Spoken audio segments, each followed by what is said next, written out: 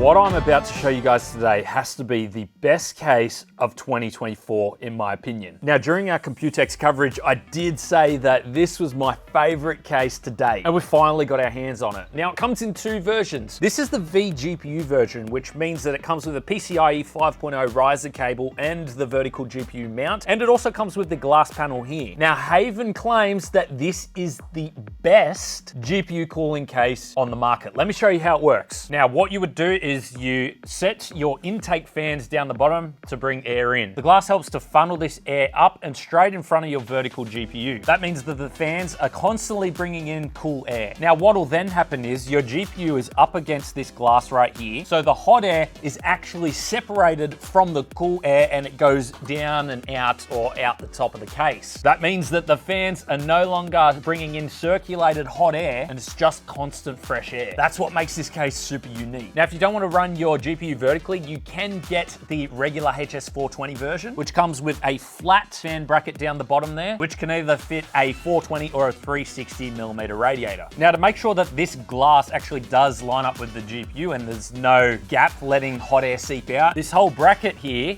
can actually move forward and backwards. Now, up the top of the case, we can fit a 420 or a 360mm radiator. It comes pre-installed with all of the hard drive cages, so you can fit plenty of storage. However, if you want to add in another bracket, say you're using NVMe storage, you can have this radiator bracket at the back there and fit a 360 or a 420mm radiator. So this case has loads of cooling. Now, with the VGPU version, I would have liked to have seen mounting for 120mm fans as well. In our studio, we actually don't have a lot of 140mm fans on hand, so it was actually a struggle for us to find some. But if we had the 120mm mounting points there, then it would have been super easy for us. Now, as you look at the case, you can see how open it is. I mean, look how big all of the slits are throughout the case, and it's all covered with mesh as well. This is the ultimate airflow case. I mean, even the bottom of the case is raised so much that all of the cool air can be brought in and then pushed out through the case. Even the rear has options for fan mounting as well. Now, when you look at the rubber grommets, you'll notice that there is a big difference from the traditional ones. These rubber grommets are amazing. When you plug in the 24 pin, and this bugs me a lot as well, but sometimes it won't sit straight.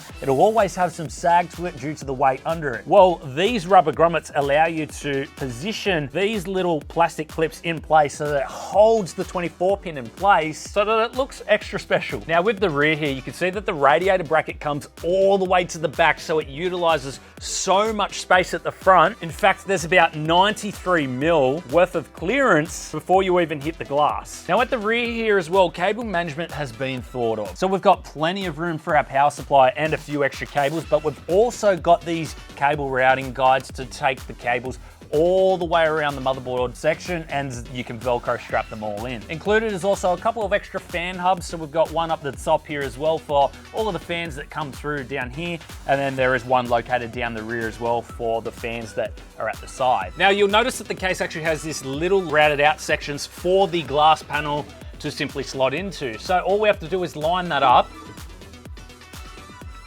then let it fall in, and then push it down, and it's in place. And then the top simply slides on like so, and it's got this little handle which is useful for pulling it on and off. Now, one thing I will say about this panoramic case is the glass here, the 90-degree angle is so tight. In fact, I haven't seen any other panoramic cases that have this tight of an angle. Plus, I love that it's not dark tinted glass. That is one of my pet peeves with all the cases that are being released these days. I like seeing my build on the inside, so I'm glad that they went with super clear glass instead. Now, because we have such an amazing case to work with, I think it's only fitting that we utilize the VGPU mount. Let's see how good the performance of this VGPU section actually is, and we'll get some custom water cooling in there as well. This is our Z690 Aqua motherboard from ASRock, and yes, it is 2 generations behind. However, it has a special place in my heart. We actually got this one engraved, and I've been collecting the Aquas for quite a while now, so I feel like this case is deserving of this motherboard, especially with it being our most favorite case of 2024 so far. And the fact that Z890 has been released, however, we still don't have our hands on the CPUs, means that we have to go back to 14900K. However, it's going to be great because we can saturate the loop as much as possible because, as I said, we really want to test out this case's performance. Plus, it's also one of the only white or silverish motherboards that I have available at the moment as well. And of course, with a white case, I want to try and get most of the components white as well.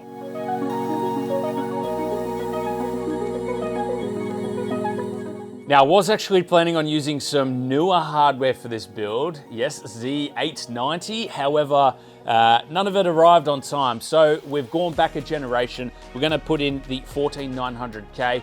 And I loved how the Aqua looked inside this case. So I have to go back to our Z690 Aqua motherboard. It's just a special motherboard for me. We got it engraved as well. So it's got a special place for me. I will never stop using it. And I thought, with this being my favorite case, this motherboard definitely deserves to be shown off in that case. So with that being said, we're going with the 14900K now, because I really want to saturate the case to see how well it disperses heat.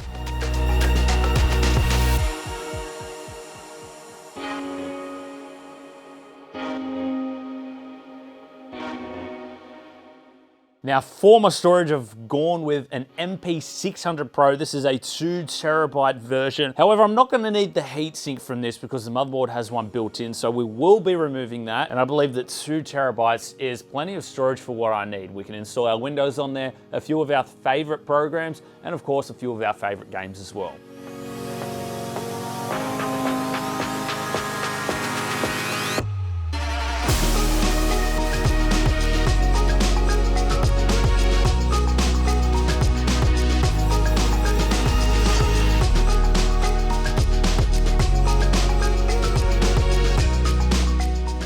Now I'm super interested in how the HAVN HS FP1 120mm fans perform, and I forgot to get myself some 140mm versions for the bottom of the case, which is why we will be utilizing some other fans in there. However, these fans have actually been made thicker than standard, which means that they've actually gained some surface area, which allows them to put out more airflow. They also have built-in ARGB as well with a daisy chain too, so you can daisy chain to the next fan along. So I'm super excited to test these fans out.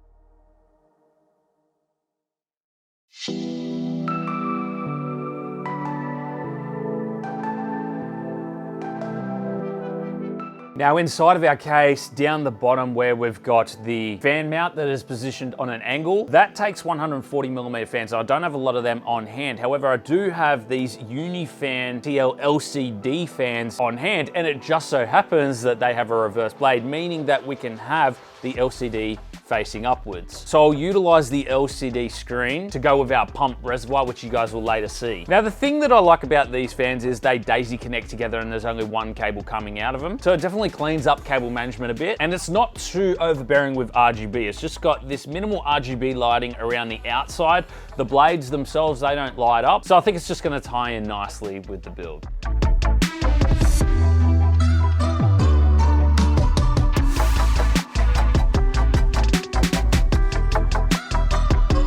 Now for our cooling, I did mention that we can fit up to 3 360mm radiators or 3 420mm radiators. Now I have 360mm radiators on hand, and I did manage to find 2 Corsair XR5 360 radiators in white. So I'm gonna utilize beside the motherboard tray and the top of the build, and then that way I could actually use the glass airflow design to keep the GPU nice and cool. Now with 2 radiators in this system, especially being 360mm, plus the addition of the 30mm fans, we should be able to generate loads of cooling for our 14900K.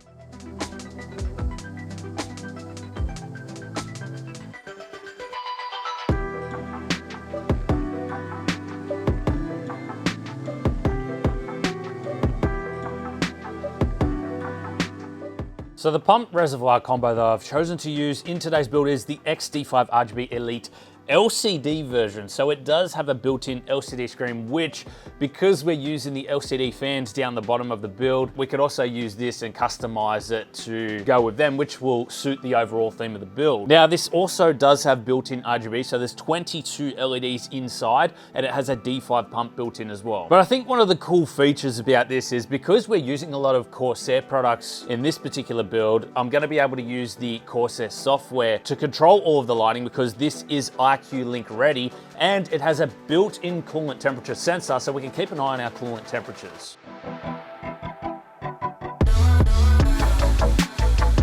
Now for our RAM, I actually got our first edition Dominator Titaniums out. This is a 7200 megahertz kit, and this is actually two 24 gigabyte sticks for a total of 48 gigabytes. Now you will notice that our motherboard also only has 2 lanes. Now DDR5 works best with only 2 lanes as well, which is why in a lot of our builds you only see us use 2 RAM sticks at a time when it comes to DDR5. They're just not as stable as DDR4 at the moment. Again, we went with Corsair just because a lot of the rest of the system is with Corsair as well, so we can just put it all under the Corsair iQ software and have all of the RGB sync that way.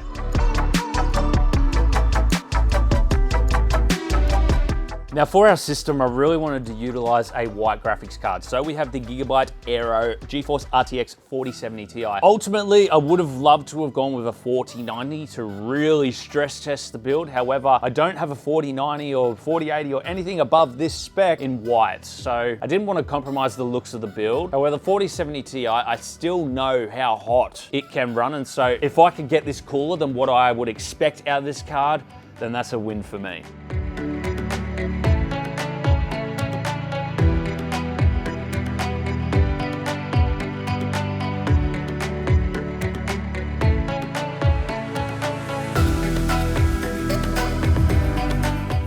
And last but not least, to power this system, we've gone with the Corsair RM1000E power supply. Now, this does not have a 12 volt high powered connection. However, I have a 12 volt high powered connection to 3 8-pins. And so we're gonna use 3 8-pins from this to the extension to get power to the GPU. Now, this is gonna be plenty of power for this system, which is absolutely fantastic. So let's go ahead and get this installed.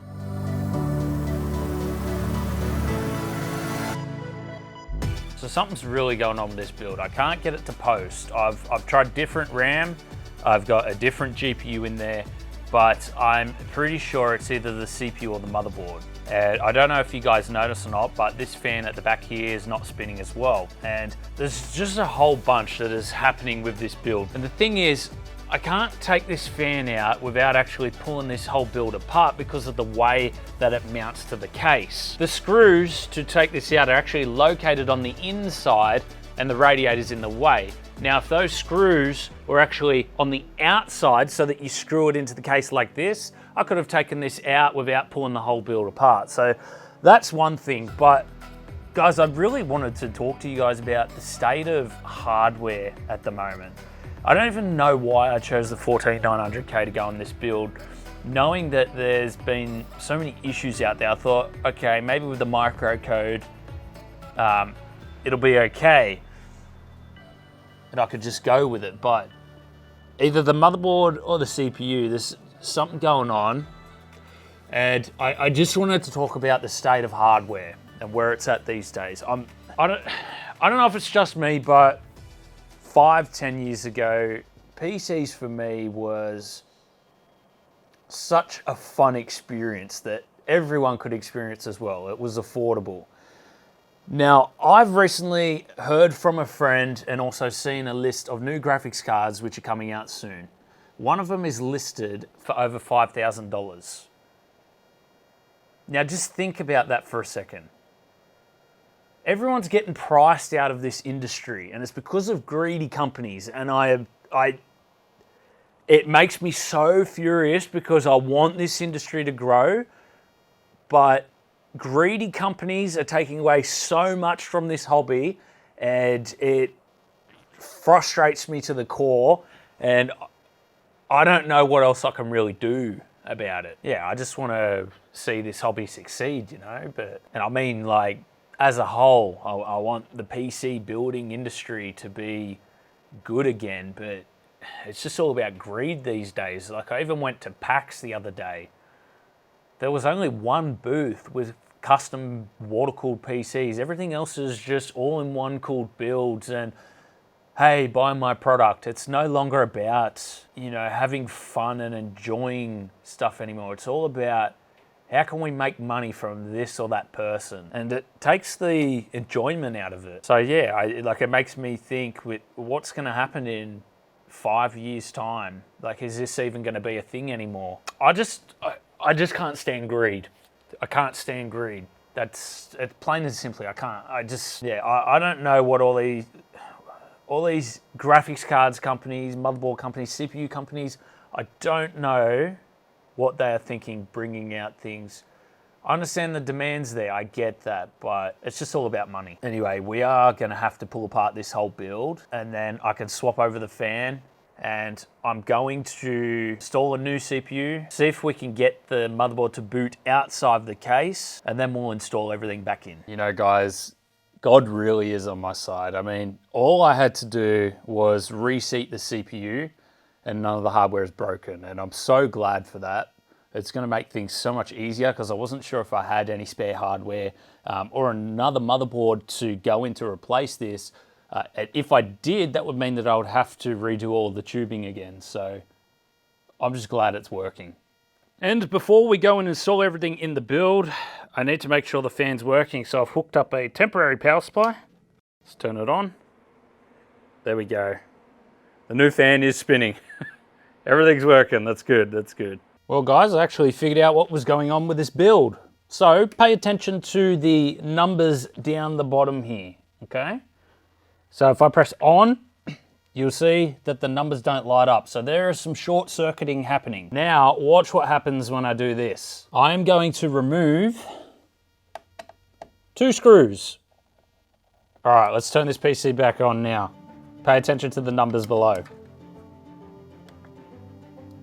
Would you look at that? They actually turn on and work now. Yes, they are working. The PCB is being flexed by putting the screws in, and it's causing some sort of short.